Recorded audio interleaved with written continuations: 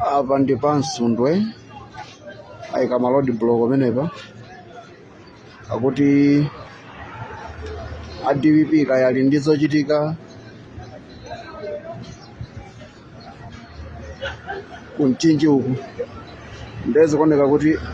akumasecha galimoto ina iliyonse ikamadutsa akumayisecha cholinga akuti akaonamo galimoto muli nsalu za DPP nde kuti athane nawo anthu amenewa. Nkhani yake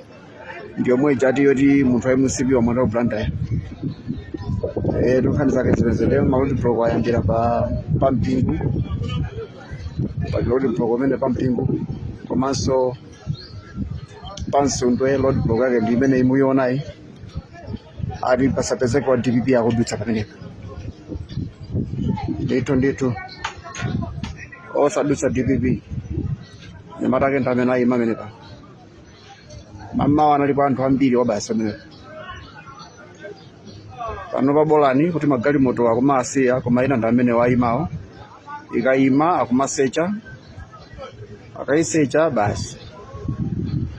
ndithu pa nsundwe pamenepa DPP isadutse iyayi.